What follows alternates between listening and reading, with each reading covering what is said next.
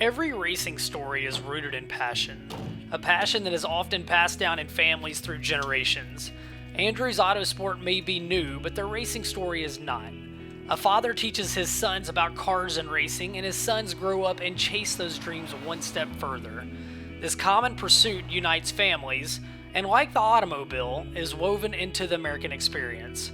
No, the story of Andrew's Autosport is not unique, but how they found their driver is, and it started with an unexpected call from one of the greatest NASCAR drivers of all time. I worked in NASCAR in the early 2000s, 6 seasons full time. It was a great time in my career. I loved the competition and the brands and the friends I made. And when you do that, it's hard for that to ever leave your system. I'm at work one day and I get a call from a Daytona Beach number, thinking, who is this? Answer the phone, and it's Mark Martin. And he says, hey, I've got this guy I want you to work with, I want you to look at. His name's Peyton Taylor. And I'm thinking, oh, please don't make me go sell sponsorship for some dirt track driver. Mark he said, I got the guy, he's unique called Spencer, and, he said, I know him, he's a good guy. He said he's involved in dirt sports a little bit. So when a Hall of Famer like Mark Martin calls you and tells you you need to check somebody out, you absolutely do that. So Andrews acted on the tip to watch Taylor race, and he traveled to the one town in Arkansas that all racing dreams pass through, Batesville. The Street Stock Championship out here at Batesville, Arkansas, the 10,000 to win. If you're not a racing fan, at least watch this one time because it's one of the best races I've ever seen. We knew after the dash it was going to be a battle. We didn't know it was going to be that. They're going to be side by side, coming off the turn number 2. It's going to be Peyton Taylor, Richie Tosh. They're door handle. They're glued together as they go into turn number 3.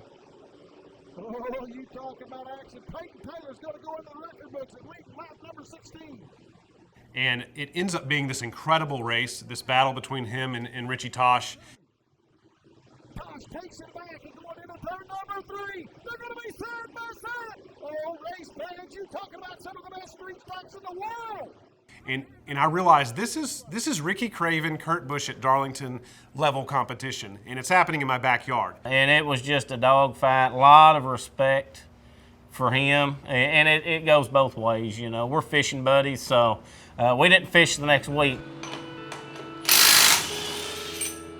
Peyton Taylor is a native son of Batesville, a town known for motorsports legends like Billy Moyer, Mark Martin, Larry Shaw, and Bill Davis, a Hall of Fame list that continues to grow.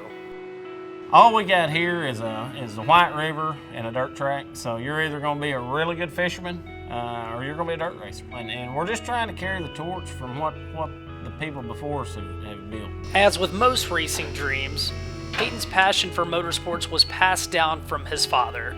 But that tradition becomes something bigger when your family tree is filled with a dirt track racing pedigree that includes uncles like Billy Moyer, Larry Shaw, Wendell Wallace, and brother Jeff Taylor. When I'd go by and see Connie, he'd always be out in the yard playing in the dirt with his race cars and stuff, and that's pretty well to him. And he was a pretty aggressive kid, Somewhere in this deal, Peyton had got older enough to go to work for me. He was pretty well sanitation manager. He kept the floors cleaned up and everything. So I started working for Larry when I was around 12 to 13. They had a nickname for me. Kevin him and Larry would call me Chief Sanitation Engineer because I'd take all the trashes out after school and sweep, mop. And eventually he did such a good job on that, we promoted him up to the sheet metal department. And he did an awesome job. He not just because he's my nephew, but he was good at whatever I needed him to do.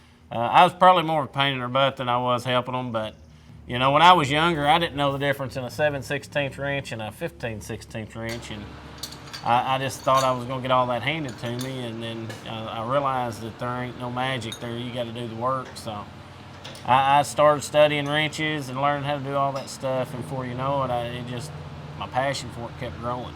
He got good quick, when he first started off, it was a pretty high maintenance job keeping him on the track, He would drive it on in there a little deeper than he should and tear up some stuff. A breakout moment for Peyton came in 2006 in that year's largest modified race at Batesville Motor Speedway. They started him 33rd in the big modified race, and he come by and took the lead and then lapped all the way back up to 6th. I'm telling you, he really got to be a real good race car driver. Peyton really helped develop our modified to make it a better race car than what we had, you know, because he would go to race it and he'd come back in the shop and he was one that would share the information with us, you know. With over 20 years of racing under his belt, Peyton's career could have plateaued. But a surprise season in 2019 turned the 41-year-old father of two into arguably the hottest street stock driver in the country. I mean, there was really no low points in that season. I think we won 10 out of 12 races with 9 of them being special features. Just unreal. You don't have them years very often. After the Street Stock Classic, I start thinking, okay, well, I'll put a deal together for this guy. And so I call my friends at Acre Trader and say, let's try something, you know, maybe dip your toe into motorsports. And we put together a one-race deal, one-race primary sponsorship for a street stock, which is really something that doesn't normally happen, not at that level. Taylor and his team went to compete at the Diamond of Dirt Tracks for a $10,000 payday against 107 of the top street stock teams in the country. We got Acre Trader on, thankfully, for a one-race deal, and it was almost fairy tale ending, but it wasn't fairy tale in the front. You know, we wound up having some issues, didn't time in like we wanted. Me and Tony and Ricky got over there and dissected the car. We changed all 4 shocks, all 4 springs, motor. We changed everything but the transmission and the driver. And I'm pretty sure if it didn't run better, then was the next 2. We were busy from the time we unloaded to the time we won the race. It was an amazing race. We didn't lead the whole thing, but the car came to him, and I think we led the last 15 laps or 10 laps, something like that. Wanted to notch off right there. He now finds himself 4 seconds behind that man, Peyton Taylor. The white flag goes up for the black and white 01X. Taylor made the trip from Batesville, Arkansas to Wheatland, Missouri in 2016. He was the 6th place finisher in the Big Buck 50. In 2019, he is going to claim the crown. I was absolutely blown away at his ability to rise to the occasion. With a storybook 2019 season complete, it became clear that Taylor needed to step back up to the modified division. A class of dirt racing that had grown exponentially across the U.S., but one that Taylor had struggled to participate regularly in due to the rising costs that came with its popularity.